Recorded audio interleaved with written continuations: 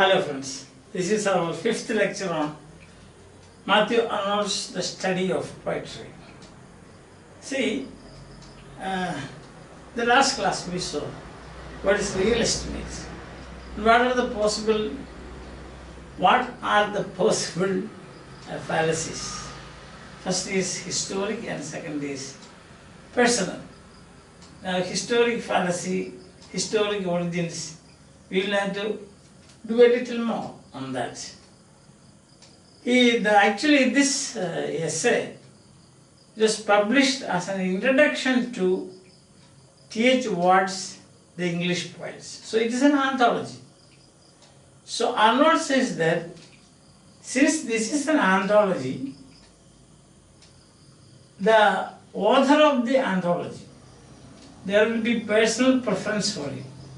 So in an anthology, what happens is that the personal fallacy is already there.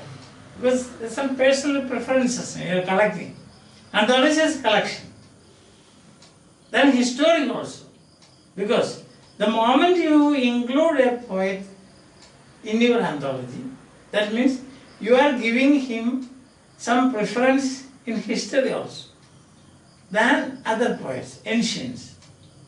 So both fallacies are possible in an anthology like this. Historic.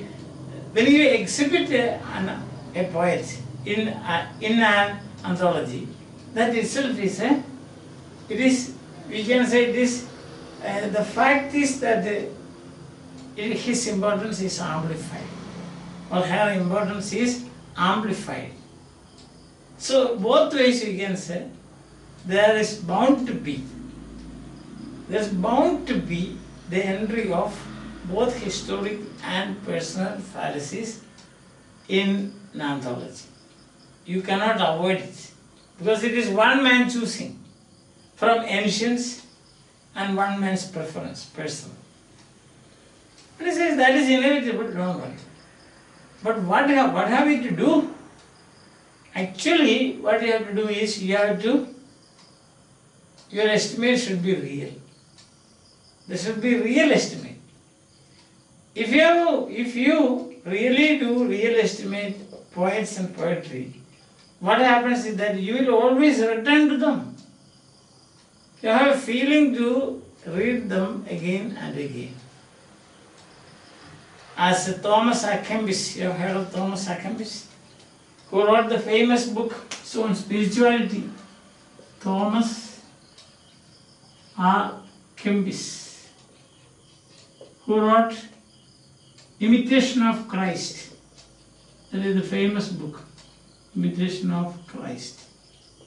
All those people who join religious orders, like Carmelites, then Franciscans and so on. It is a handbook they always carry with them. Because it tells a lot of things about Christ and also how to imitate him. That's why Imitation of Christ. So Thomas A. Kempis, the author of Imitation of Christ, says that when you have read and learned many things, you should always return to the one principle.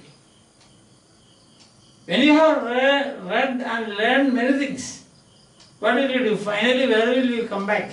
You will come back to Christ. You will feel like imitating Christ. Why? Because you find there is some reality in it. You find that what Christ has said, he has practiced. So you feel there is some solidity, this concrete. So you always come back to that. And also these eternal truths, timeless truths. So you always feel like coming back. It is like waves now. Waves come, and you have seen standing on the seashore, you can see waves come with great enthusiasm and break on a rock. Go back, again come back, again go back, again come back. Now more going and coming, that's all. So what you understand is because waves find that this is something very interesting. to go and bring and then come. I just give you an example only. This is not an example given by Mathew, but this is, I felt like that. Good poets, great poetry is like that. You always want to go. Studies serve for delight, for ornament and for ability. So studies serve for ornament. You feel like learning them by heart and quoting. That's an ornament for you. Bacon, of course you know. I hope you are following me. So, if you really estimate, in an anthology like this, bound to be, there's bound to be the entry of personal and historic fallacy. But real estimate if you make, then you always feel like going back, like as Thomas Aquinas said, after reading a lot and studying a lot, knowing a lot, still you come back to the original. The original is Christ. That is eternal personification of eternal truth. Historic estimates especially happens when you deal with ancients. When you deal with ancients, then historical estimate comes in. Exaggerations are quite possible. But when you deal with contemporaries and moderns, personal estimate has got a, personal fallacy has got a chance to enter. Because there are people whom you know, contemporary poets and novels you know, so personalities. But ancient poets, what happens is that you have that exaggerated value you could give. There's a possibility that you might give. That's what we have already seen Chaucer. Mathew Arnold doesn't give Chaucer the status of a classic because he lacks high seriousness. But there are many other people who say like this. So ancients. Then he gives a classic example of high exaggeration. See, in French poetry, highest in history. That is in French poetry. Doing like that is a dangerous abuse of language. If you give exaggerated praise, if you run into an ecstasy when you are praising the ancients, nothing very serious. This is not any grave fault, not a serious fault. It doesn't affect the history of poetry or history of language. But he says, it is abuse of language. That's the point. Abuse. And he gives the example. For example, he says that sometimes people compare Catman to Milton. Catman and Milton. See, there is absolutely no scope for that. But still they do it. So this is what he says, abuse of language. And he gives a classic example. That is about Chanson de Roland. Chanson de Roland. Now Chanson de Roland was a very perfect gentle knight. Chaucer, a very perfect gentle knight. He was the pet. He was loved by Charlemagne, his liege and lord. He was nourished by his liege and lord Charlemagne. He dies. See, there's a romance, there's an epic according to the French critic M. Vite. French critic M. Vite. So in French language, you don't pronounce the last syllable. So we don't say vitat or vitet, but we say vite. M. Vite, the French critic, he lavishes praise on this Chanson de Roland. He calls it an epic, a grand epic. It was there on the tongue of every troubadour. Troubadour means traveling poets. And he gives an example of Taillefer.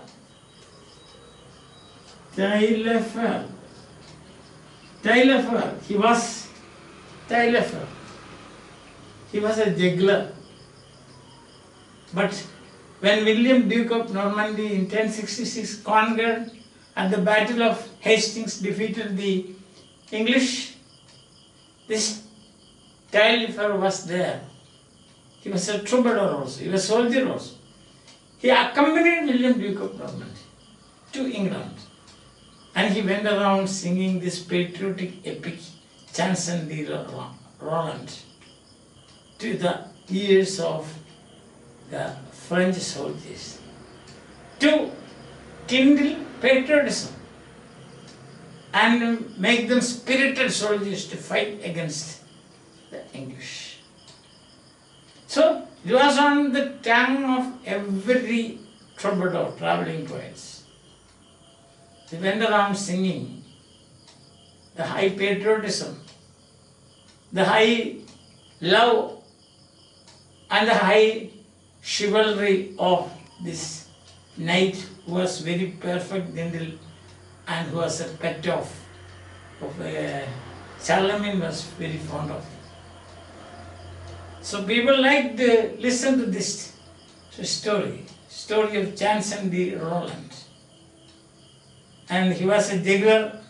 Taillefer was a juggler with swords, juggling like this.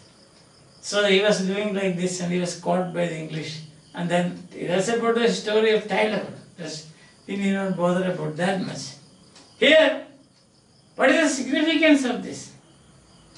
And what does it has got poetic value? Agreed. It has got vigor. It is fresh. All these things are all right. It has vigor. It is fresh. It has also some pathetic feelings, and also it has poetic value. But Vite runs into an ecstasy of exaggeration, and then he says, "This grand and beautiful work. It's a monument of epic genius. Its general design is a grandeur of conception." I will write down this point so that, because this is a very important work that tells you about, or you can say exhibits the historic fallacy. So Mathew Arnold himself says good qualities: vigor, freshness, pathetic feelings,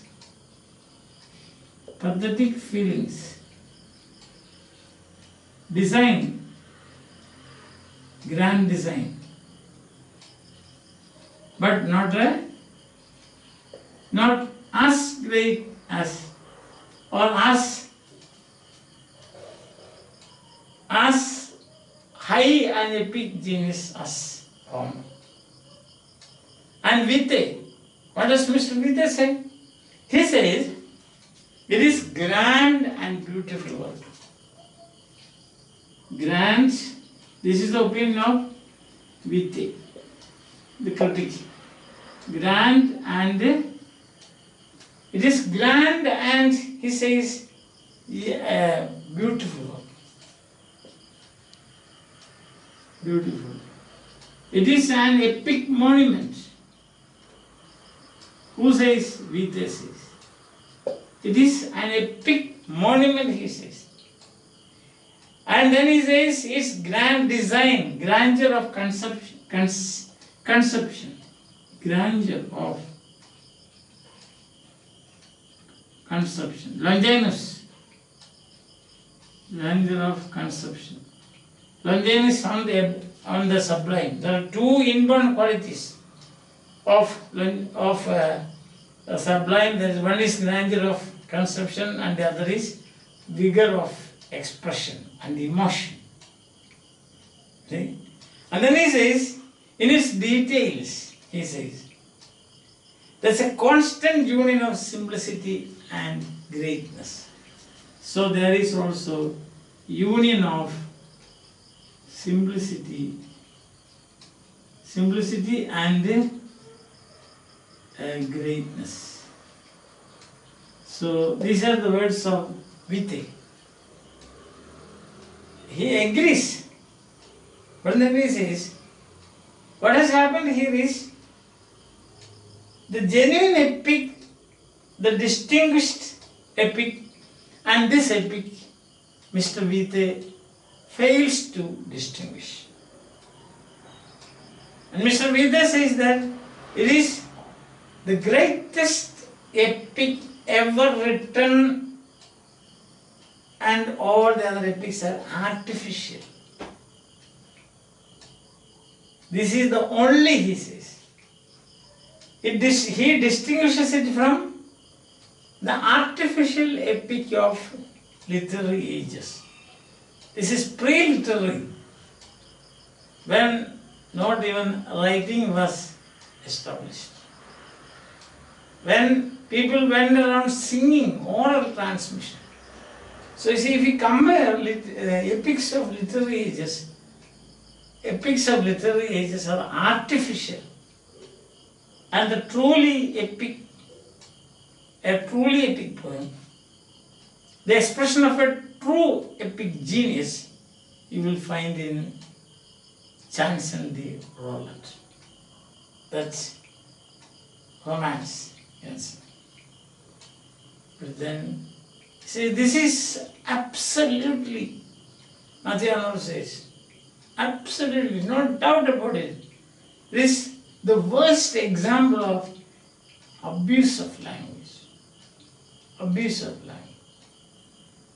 You see, suppose you see an anthill, then you say, oh, it looks like Everest. It's like this. Compare, Mathew Arnold says. Compare a passage from Chanson de Roland and also a passage from Homer's Iliad. I have already compared, you remember in my introduction, second lecture, introductory, we saw the wounded Roland, his face up, looking towards Spain. So towards Spain, what does he remember? Mixing memory and desire. This is it. Mixing memory and desire. What does he remember? He remembers things like all the lands that he conquered. He remembers Charlemagne, his lord and liege. He remembers the pleasant France. He remembers men of his lineage. How narrow conception is that? He remembers his own valor and the lands he conquered. He remembers his master. He remembers men of his own lineage. And he remembers pleasant France. Please go through those lines. I need not repeat it because already it's with you in my second lecture. This is what he remembers. But then Helen, the mention of her brothers, what comes? Mixing memory of desire, memory and desire, both are mixing memory and desire. Helen's comments are very standard, we can say. That is a small word. It is really splendid. Really splendid words. He said, my brothers are reposing, resting in earth's soft arms.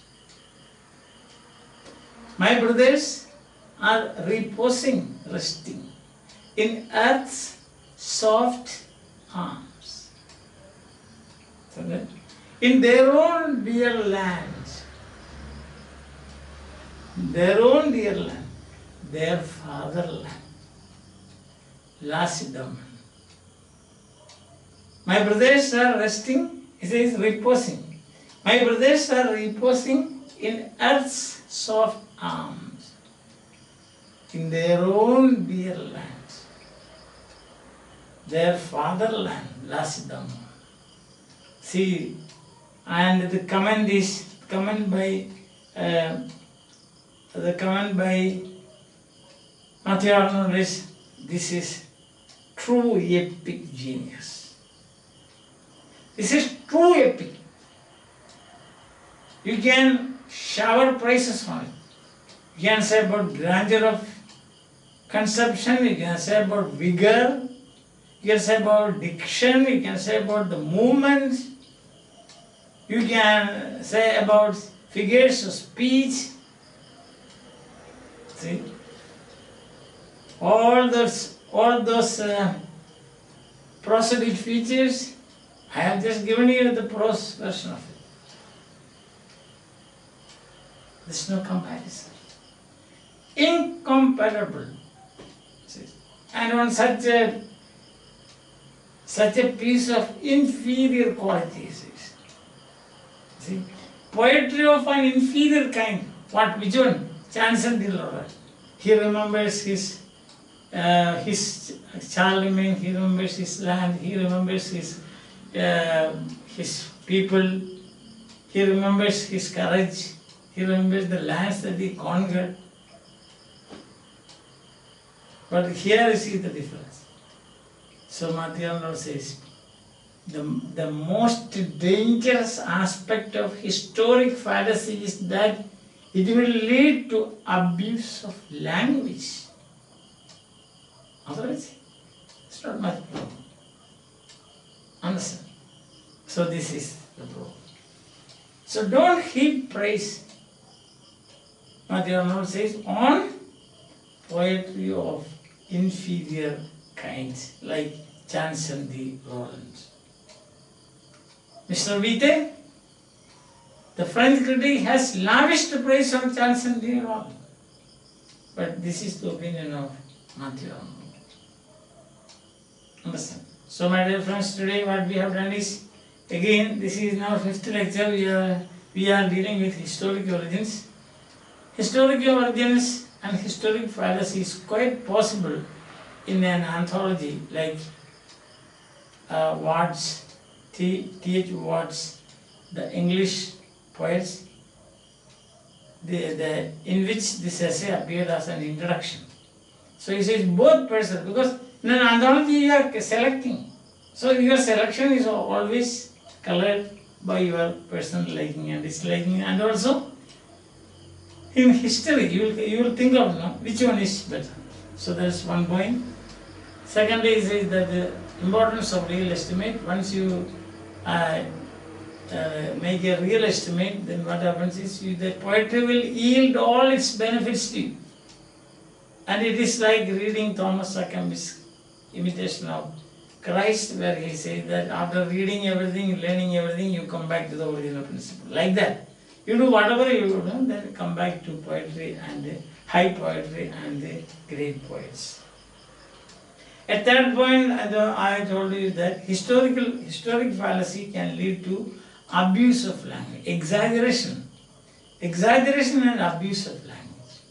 That is otherwise it is not a very important thing, not a grave mistake, but abuse of language. Then he gives an example of the French critic Vite and his praise of, his estimate of the Chanson de Roland. Chanson de Roland, every troubadour has Chanson de Roland trippingly on the tongue. Trippingly on the tongue, Hamlet. But it's trippingly on the tongue. It is there every time. See? Always everybody remembers and they go around singing.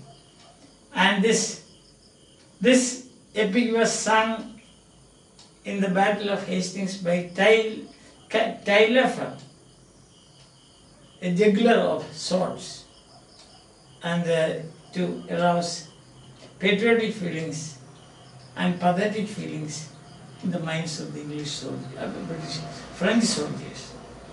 That's another point. Then we saw the comparative study. What Mr. Vita says, what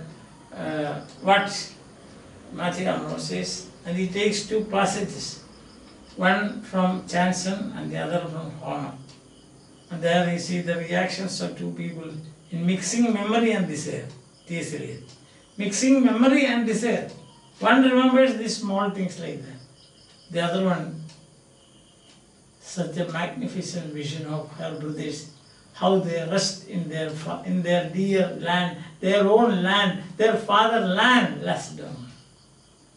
See the difference. This is one is epic proportions, the other is very narrow conception.